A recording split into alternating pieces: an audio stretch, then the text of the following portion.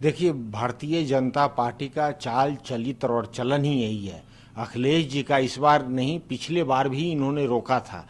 तो जयप्रकाश नारायण के जो आंदोलन से निकले हुए जितने भी सामाजिक और राजनीतिक प्रोधा हैं, उनको ये सोचने के लिए, ये विचार करने के लिए ये इंसिडेंट काफ़ी है कि जिस प्रकार से भारतीय जनता पार्टी एक तरफ और दूसरी तरफ जयप्रकाश नारायण का जो है सप्त क्रांति टोटल रेवोल्यूशन जो था, और प्रजातंत्र की प्रजातांत्रिकरण में विश्वास करते थे, वर्चस्ववादी नीति में विश्वास नहीं करते थे। जयप्रकाश नारायण से एकदम इतर होकर भारतीय जनता पार्टी काम कर रही है। जहाँ तक बात उन्होंने कहा माननीय मुख्यमंत्री बिहार नीतीश कुमार जी के लिए, तो नीतीश कुमार जी का भी जो पूरा जो हिस्ट्री देखिएगा, पॉलिटिकल बैकग्राउंड देखिएगा, तो जयप्रकाश नारायण के मूल्यों से लबरेज तो है, लेकिन कहीं न कहीं अपने सत्ता के लोभ में आकर वो लगातार ऐसे विखंडनकारियों के साथ रहते हैं जिससे बिहार की अस्मिता और संविधान के निर्माताओं के मूल्य हैं। जयप्रकाश बाबू के जो सामाजिक, आर्थिक, राजनीतिक, आइडियोलॉजिकल, कल्चरल रेवोल्यूशन की जयप्रकाश बाबू ने जो बात कही थी, उससे कहीं न कहीं नीतीश कुमार एकदम भटक चुके हैं। और बिहार के नाम पर ही तो केंद्र की सरकार चल रही है। अगर आप सच्चे अनुयायी हैं जयप्रकाश नारायण के माननीय मुख्यमंत्री जी, तो अखिलेश बाबू जो कह रहे हैं एकदम तार्किक बातें हैं कि वो संविधान से भी इतर बीजेपी काम कर रही है और जयप्रकाश के मूल्यों से भी इतर काम कर रही है। नहीं, आप कह रहे हैं, लेकिन इसका ने दिया है, जेडीयू ने कहा है कि अगर जयप्रकाश नारायण के मूल्यों की बात कर रहे हैं अखिलेश जी, बड़ा आश्चर्यजनक है कि उनका पूरा परिवार परिवारवादी सिस्टम में चला आ रहा है। ये कौन सा मूल्य है जयप्रकाश? देखिए ये जवाब दिया है उन्होंने। जी, जेडीयू के जो प्रवक्तागण जो जवाब दे रहे हैं, इनकी समझ बौनी है।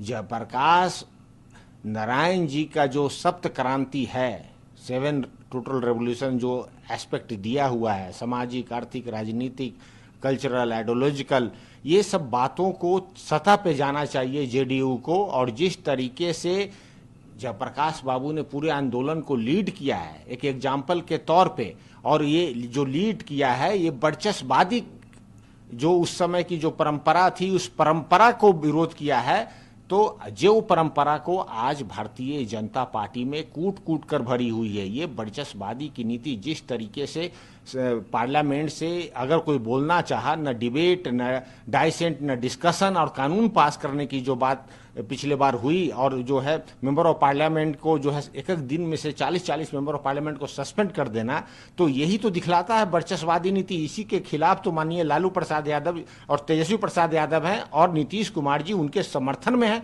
आश्चर्य तो इस बात की है, तो जनता दल यूनाइटेड को अपने गिरवान में झांक कर देखनी चाहिए। और मंत्री हैं गिरिराज सिंह, वो हिंदू स्वाभिमान यात्रा निकालने जा रहे हैं, और उससे पहले उन्होंने कहा है कि हिंदू स्वाभिमान यात्रा जो बांग्लादेश में हिंदुओं के साथ अत्याचार हुआ है उसके खिलाफ है, और हमको चाहिए कि हिंदुओं को अब यूनाइट होने का समय आ गया है, और हम हिंदुओं को जगाने जा रहे हैं। संगठित हिंदू, सशक्त हिंदू, हम नारा दे रहे हैं, बटोगे तो कटोगे। देखिए, ये गिरिराज जी जो है, इनसे कोई अपेक्षा नहीं की जा सकती है। ये तो संविधान के विरोध काम कर रहे हैं। इन्होंने ओथ लिया हुआ है, ये कैबिनेट मंत्री हैं, माननीय प्रधानमंत्री जी के अंडर काम कर रहे हैं, और ये जो ओथ ले रहे हैं उसके इतर ये काम कर रहे हैं। तो माननीय प्रधानमंत्री जी को इस पे देखना होगा कि ऐसे ऐसे मंत्री जो इस तरीके से धार्मिक भावना को भड़काकर और हिंदू मुस्लिम की बात कहकर ओथ के अलग हटकर, इतर हटकर, और जो संविधान के मूल्य संविधान के निर्माताओं ने दिया है, इसको विखंडन कर इस तरीके की जो यात्रा है, प्रधानमंत्री जी के ओनस लाइज विद द प्रधानमंत्री।